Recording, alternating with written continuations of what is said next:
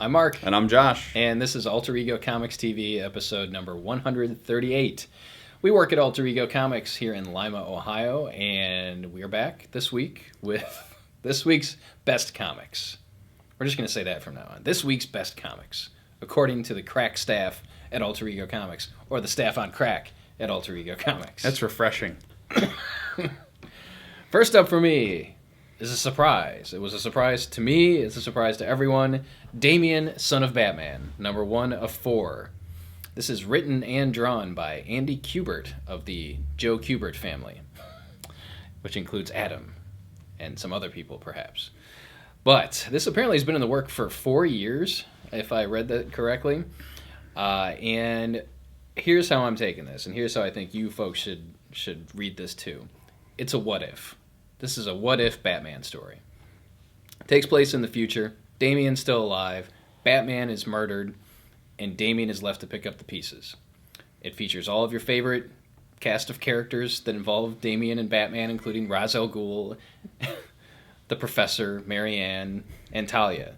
Alfred is in there. Someone else who may be Commissioner Gordon, who is now a priest. I don't know. I thought it was Gordon too, but it's not clear. Yeah. Kubert's artwork is really good. There are a couple pages where it really wasn't good, but for the most part, I thoroughly enjoyed it. I do have to cite DC for their crappy paper that they used in this issue, which is a throwback to the way comics were 20 years ago. It's on a newsprint type substance, but perhaps a little sturdier than newsprint. Not the glossy stock that most comic books have these days. So I'm kind of confused by that. But overall, this was the book I enjoyed the most this week, and I was very surprised. This is Andy Kubert's first writing credit, although I think he wrote, technically it's his first writing credit, but he did write, was it The Joker of the Villains Month? I think he wrote the Villains Month issue of The Joker. That sounds right. But apparently he started on this 4 years ago, so this is his first writing credit. So Damian, Son of Batman, this is a no-brainer for Batman fans. If you're a fan of Damian, you can't find him anywhere in the DC universe. This is the only place to find him. But for me, the coolness of it is that it's an Elseworlds type book. It's a what if, and I'm curious to see where it goes in the next 3 issues. Next up, my pick for the week is Sandman Overture, number 1. Da, da, da, da. The triumphant return of Neil Gaiman and Sandman to the monthly world of comic book publishing. It's not monthly. Well, it's not monthly. It's every other month. Because you just can't contain this much awesome in 30 days. It takes you 60 days to digest. And then you take a big dump. That's what happens when you digest for 60 days. It's not pretty, but it's the truth. A Sandman-sized dump. It's the crack talking. It is the crack talking. So Sandman Overture number 1. This picks up. This is essentially a prequel to Sandman in the epic Vertigo-inspiring series. It starts off with Dream coming back from some great battle where he's wounded, he's at the limits of his abilities, and he gets captured by humans. This book is going to tell us why that happened, where he was coming from, that he was so stretched to his breaking point that he could be captured by mere mortals. And it's really good. They do a great job of reminding you what you love about Sandman. You know, there's cool, flashy dream sequences. There's some really great art and interesting page layouts from J.H. Williams. The third, apparently. And it's you see a lot of the characters you're familiar with, the Corinthians, some of the people from the Dreaming. You see a couple other members of the Endless. And I just thought it was a nice return to form. It's nice to read Sandman again. I like that. And one thing I think that was especially interesting to me was because this is a prequel, we're seeing characters that we last saw in sort of different status than where they are now. Lucian is in here, but Lucian's just the librarian. The things that happen in Sandman haven't happened yet, so that was kind of a neat. It's a different dynamic, I guess, than you got in the core book. So yeah, great for Sandman fans. If you haven't read Sandman before, Mark, I will check out the next issue. This is very dense, filled with weird characters, and I didn't like it as much as you did, but I did read it. I made the effort to read it because I have never read any Sandman before in my life, and I was into it. Let me put it that way. And part of it was that I really like the way that Neil Gaiman writes dialogue and narrates things. And as I was reading this, I kept hearing Neil Gaiman reading it to me, which was kind of weird. J.H. Williams III's artwork is outstanding. There's nothing else like it out there right now. So I will check out the next issue. But what I think I need to do is reread it. I think that this is one of those where if you're new to it, or even if you're not new to Sandman, it is worth picking it up and going through it again. So Sandman people are apparently head over heels about this. The comic book industry is very excited about it. We are so excited about it that we're offering it to you risk-free. So you can pick up this first issue of Sandman Overture, give it a shot. If it's not for you, bring it back within 7 days in near mint condition, and we'll give you store credit. So we've been doing that with a number of things lately because we really want you to try new stuff, because the world cannot survive alone, survive on Marvel and DC alone, even though Vertigo is part of DC. So there. All right, next up for me, X-Men, Battle of the Atom, number 2. So this is the bookend. This is the final chapter of the 10-part Battle of the Atom storyline that we've just been crazy about. It's been very, very good. And this wraps everything up, and not so nicely. Some things are wrapped up, some threads are left open. This book has 4 epilogues. So that tells you that it's basically setting up what 2014 in the X-Men books is going to look like. Is one of the epilogues hobbits jumping up and down on a bed? With Gandalf. With Magneto. Yes. I don't know what else to say. It's the last part of a 10-part story. If you're not reading it now, then just wait for the trade. But it was really good. It did not disappoint me as an X-Men fan, and I'm curious to see again where these 4 different branches go, because we get Amazing X-Men next week, which is the series where Wolverine and company go in search of Kurt Wagner, Nightcrawler, who is apparently stuck in the underworld somewhere. And Kitty Pryde may not be part of things that have happened in the past. She may not be at Wolverine's school anymore by the time you get to this one. Some X-Men may be dead by the time you get to this one, or you get to the end of it. And it was just really good, really solid. Bendis did a great job. Jason Aaron, Brian Wood, all the players on the team. Congratulations. You had a heck of a season. And if you're an X-Men fan and you haven't read this, you really, really should. So I believe we still have all 10 parts available, so you can start at the beginning and not wait for the trade, which is probably going to be at least 2 or 3 months out. But really dug it. Battle of the Atom. Great event. Next up for me, we've got, surprise, surprise, Saga, number, let's say, 15. And just like every month, Saga is awesome. But what I especially liked about this issue was I had some concern. If you've read Brian K. Vaughan's Y the Last Man, it was super awesome and great, and then it kind of treaded water for a while and got really great again at the end. And I was beginning to become a little bit complacent and concerned that Saga was going to kind of glide for a bit. But this issue really turned me around, and it wasn't so much that things happened. I mean, things did happen. There was stuff. It went down. But it just really got me back into it. It got me excited about Saga again, which is kind of a feat. I was pretty excited about Saga already, and it's great to see something that re-enlivens the passions, which I sell pills for now. So Saga was awesome. It continues to be my favorite book every month. The best comic book being published today. I'm sorry, Sandman. Yes. Well, but one issue does not make a best comic. Next up for me is Return to Familiar Territory, Superior Spider-Man number 20 by Dan Slott and Giuseppe Camicoli. Again, I don't know if this is going to get anyone to pick this book up at this point, but if you've been reading the series for a while, lots of stuff happens. There are relationships that are explored. There is...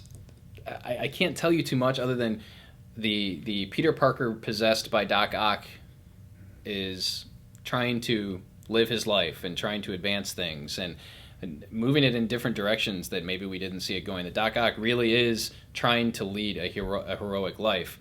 And it's not easy sometimes.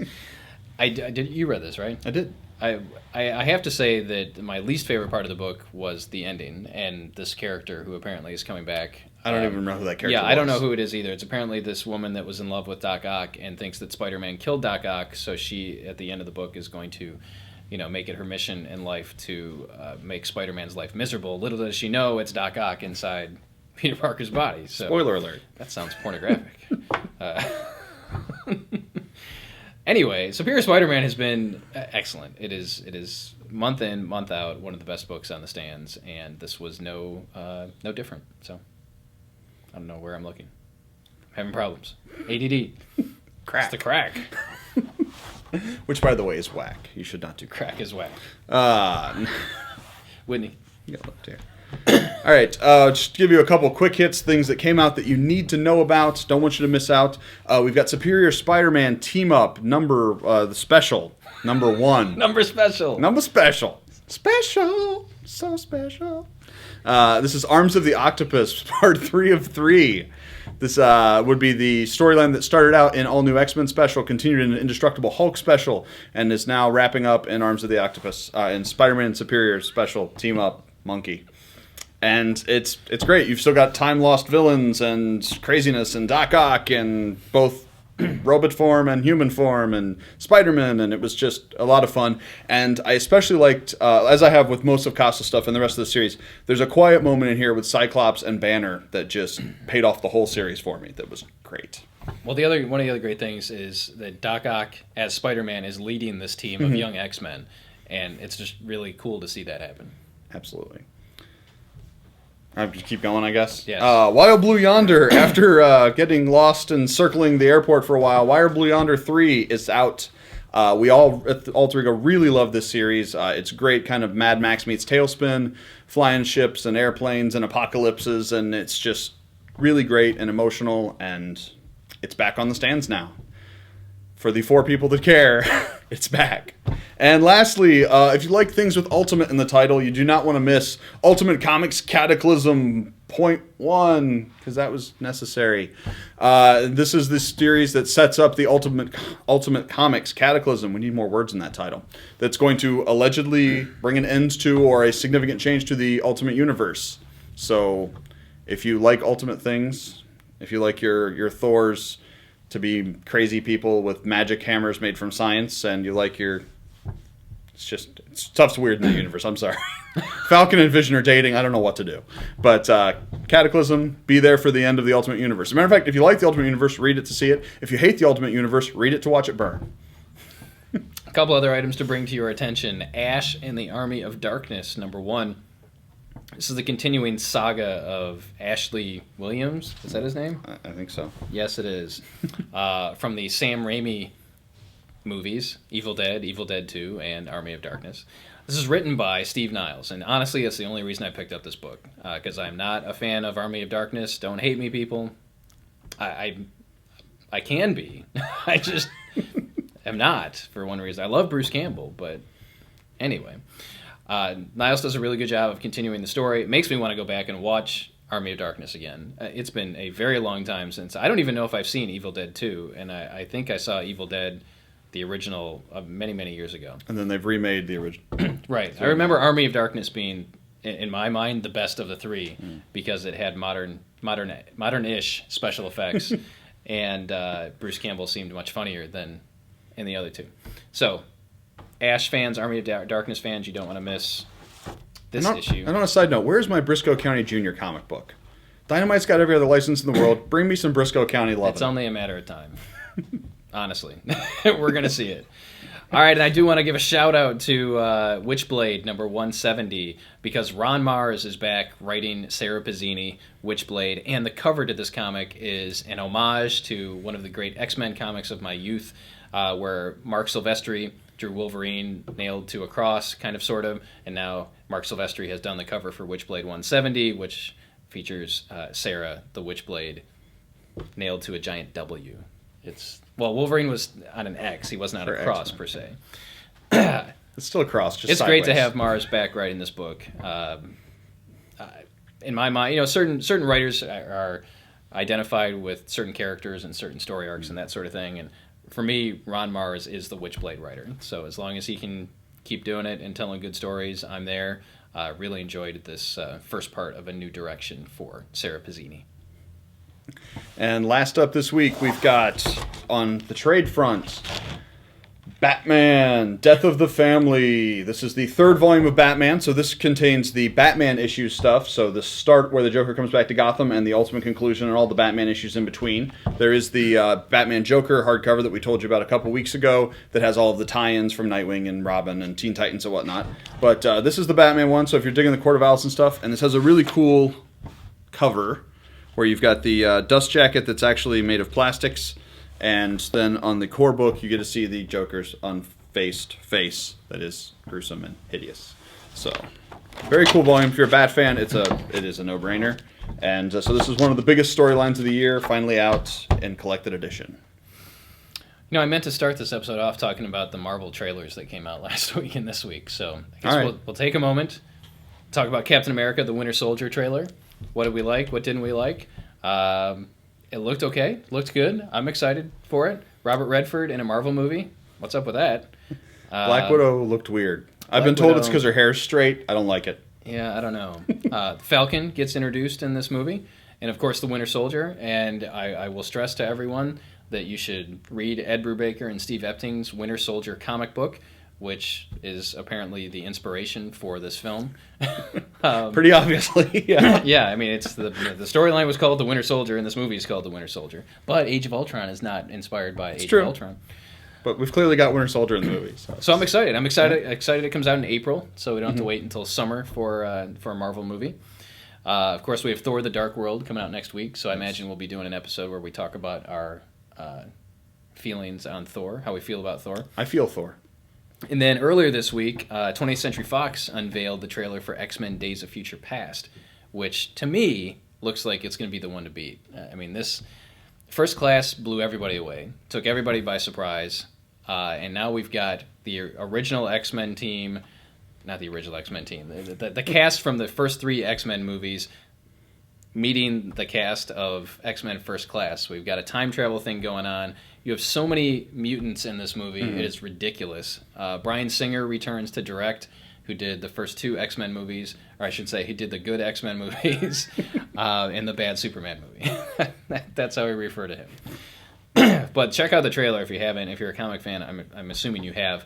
But that just looks like it's going to be amazing. Oh, yeah, I mean, it's one of the all-time great X-Men stories, and they're clearly, I mean, at least from what you can see in the trailer, it looks to be following it relatively closely with a few character swap-outs. Yeah, I'm excited. I think it should be good. I think you said First Class was awesome, and it was, no arguments there, but I think it was better accepted by critics and by fanboys than it was by the general public. I think profitability-wise, a lot of people who are in the general public were a little uneven on it. So I'm hoping this will bring them back in and make them look at the universe again, because really the X-Men movies have got nowhere to go but up after X-Men 3, and so far they're doing great. And the Wolverine movies, which have been mediocre, bad and mediocre at best. So Hugh Jackman apparently is just going to play Wolverine every year. That's fine. He made Wolverine, and then next year X-Men Days of Future Past, and then the next year, who knows? Wolverine on Agents of S.H.I.E.L.D. It wouldn't surprise me. I guess he loves the character, and that's a good thing. So yeah, leave your feedback below on the trailers. What do you think? Are you excited about these 2, Winter Soldier and Days of Future Past? Which one do you want to see more? And let us know what you're reading in comics. What do you like? What don't you like? Do you agree with us? Do you hate us? Do you smoke crack? And we'll see you next time.